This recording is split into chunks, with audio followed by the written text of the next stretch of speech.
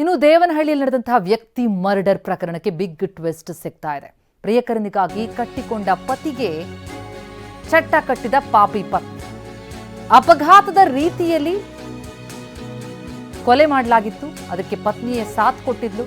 ಜನವರಿ 24ರಂದು ಸಿದ್ದೇನಹಳ್ಳಿಯಲ್ಲಿ ನಡೆದಂತಹ ಘಟನೆ ಅದು. ಅಪಘಾತದಲ್ಲಿ ಮೃತಪಟ್ಟಂತೆ ಅಶೋಕ್ ಅವರ ಶವ ಸಿಕ್ಕಿರುತ್ತೆ. ಅಶೋಕ್ ಶವದ ಎದುರು ಕಣ್ಣೀರು ಹಾಕಿ ಡ್ರಾಮಾ ಮಾಡಿರ್ತಾಳೆ ಪತ್ನಿ. ಗ್ರಾಮಸ್ಥರ ಆರೋಪದ ಮೇಲೆ ಈಗ ಕೊಲೆಯಾಗಿದೆ ಅಂತ ಹೇಳಿ ಹಾಕಿ ತನಿಖೆಗೆ ಮುಂದಾಗಿದೆ. ಮೃತನ ಪತ್ನಿ ಪುಷ್ಪಾ, ಪ್ರಿಯಕರ ದೇವರಾಜ್ ಮತ್ತು ಮುನೀಂದ್ರ ಸಿದ್ದಪ್ಪನನ್ನ ಈಗ ಪೊಲೀಸರು ಬಂಧಿಸಿದ್ದಾರೆ. ಸೂಲಿಬೆಲೆ ಠಾಣೆಯ ಪೊಲೀಸರು ಪ್ರಿಯಕರನಿಗಾಗಿ ತನ್ನ ಪತಿಗೆ ಚಟ್ಟ ಕಟ್ಟಿದಾಳೆ ಪತ್ನಿ ಅನ್ನೋದು ಈಗ ಕೇಳಿಬಂದಿರುವಂತಹ ಆರೋಪ. ಎಣ್ಣೆ ಪಾರ್ಟಿ ಮಾಡೋಕೆ ಅಂತ ಹೇಳಿ ಕರೆದು ಕೊಲೆ ಮಾಡಿದ್ದಾರೆ ಕಿರಾತಕರು. ಅಶೋಕ್ಗೆ ರಾಡ್ನಿಂದ ಹೊಡೆದು ಕೊಲೆಯಾಗಿದೆ. ಕೊಲೆ ನಂತರ ಗ್ರಾಮದ ರಸ್ತೆ ತಿರುವಿನಲ್ಲಿ ಶವ ಬಿಸಾಕಿರುತ್ತೆ ಗ್ಯಾಂಗ್. ಅಪಘಾತದಿಂದ ಈ ಅಶೋಕ್ ಮೃತಪಟ್ಟಿದ್ದಾನೆ ಅಂತ ಹೇಳಿ ಬಿಂಬಿಸುವಂಥ ಪ್ರಯತ್ನ ಆಗುತ್ತೆ. ಆದರೆ ಅಪಘಾತದ ಸ್ಥಿತಿ ನೋಡಿ ಅನುಮಾನ ಬರುತ್ತೆ ಗ್ರಾಮಸ್ಥರಿಗೆ. ಕೊಲೆಯಂತ ಆರೋಪಿಸ್ತಾರೆ. ಗ್ರಾಮಸ್ಥರು ಯಾವಾಗ ಆರೋಪ ಮಾಡಿದ್ರು ಆಗ ತನಿಖೆ ನಡೆಸಿದ್ರೆ ಆಗ ಪತ್ನಿಯ ಸಂಚು ಬೆಳಕಿಗೆ ಬಂದಿದೆ. ಪರಾರಿಯಾಗಿದ್ದ ಪ್ರಿಯಕರನನ್ನ ಕೂಡ ಹೆಡೆಮುರಿ ಕಟ್ಟಿದ್ದಾರೆ ಸೂಲಿಬೆಲೆ ಪೊಲೀಸರು.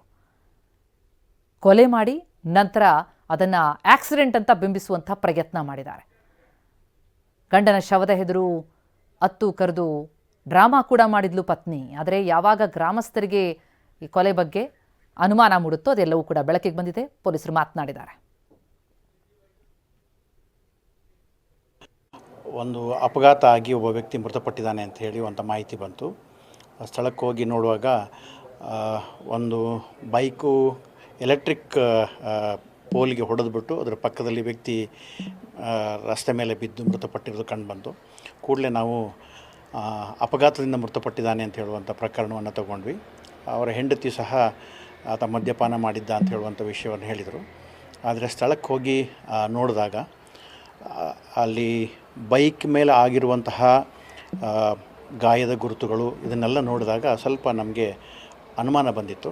ಯಾಕೆಂತ ಹೇಳಿದ್ರೆ ಬೈಕ್ ಹೋಗಿ ಗುದ್ದಿದಾಗ ಆಗುವಂತಹ ಗಾಯದ ಗುರುತುಗಳಿಗೂ ಬೈಕನ್ನು ಬೇರೆ ವಸ್ತುವಿನಿಂದ ತಗೊಂಡು ಹೊಡೆದಾಗ ಆಗುವಂಥ ಗಾಯದ ಗುರುತುಗಳಿಗೂ ವ್ಯತ್ಯಾಸಗಳಿತ್ತು. ಆಮೇಲೆ ಬೈಕಿನ ಮುಂಭಾಗದಲ್ಲಿ ಬರತಕ್ಕಂತಹ ಹೆಡ್ಲೈಟ್ ಡೂಮನ್ನು ಚಾಕು ತಗೊಂಡು ಕಟ್ ಮಾಡಿದಂತೆ ಇತ್ತು. ಸೊ ಆಗ ನಮಗೆ ಇದ್ರ ಬಗ್ಗೆ ಸ್ವಲ್ಪ ಡೌಟ್ ಇತ್ತು, ಇದು ಬೇರೆ ಏನೋ ಇದೆ ಅಂಥೇಳಿ. ಸ್ವಲ್ಪ ಇದ್ರ ಬಗ್ಗೆ ಡೀಪಾಗಿ ಮಾಹಿತಿಯನ್ನು ತೆಗೆಯುವಾಗ ಅಕ್ರಮ ಸಂಬಂಧದ ಒಂದು ಸುಳಿವು ಸಿಕ್ತು. ದೇವರಾಜ್ ಅಂತ ಹೇಳುವಂತಹ ಒಬ್ಬ ವ್ಯಕ್ತಿ ಅಶೋಕ್ ಮತ್ತು ಸಿದ್ದಪ್ಪ ಅಂತ ಹೇಳುವಂಥ ಇಬ್ಬರು ವ್ಯಕ್ತಿಗಳನ್ನು ಕರ್ಕೊಂಡು ಬಂದು ಅಶೋಕ ಮೃತಪಟ್ಟವನು, ಸಿದ್ದಪ್ಪನ ಮತ್ತು ಇವರನ್ನು ಕರ್ಕೊಂಡು ಬಂದು ಕೊಲೆ ಮಾಡಬೇಕು ಅನ್ನೋ ಉದ್ದೇಶದಿಂದ ಕೊಲೆ ಮಾಡಿದ್ರೆ 2 ಲಕ್ಷ ರೂಪಾಯಿ ಕೊಡ್ತೀವಿ ಅಂಥೇಳಿ ಅಶೋಕನ ಕೊಲೆ ಮಾಡಬೇಕು ಅಂಥೇಳಿ ಅವನಿಗೊಂದು ಫೋನ್ ಮಾಡಿ ಅವನನ್ನು ಅಲ್ಲೇ ಪಕ್ಕದಲ್ಲಿದ್ದಂಥ ಒಂದು ಕೆರೆ ಹತ್ತಿರ ಕರೆಸ್ಕೊಂಡು ಅವನಿಗೆ ಮದ್ಯಪಾನ ಮಾಡಿಸ್ತಾರೆ. ಅದಾಗಿ ಸ್ವಲ್ಪ ಹೊತ್ತಿನ ನಂತರ ಅವರೊಂದು ಕಬ್ಬಿಣದ ರಾಡನ್ನು ತೊಗೊಂಬಂದಿರ್ತಾರೆ.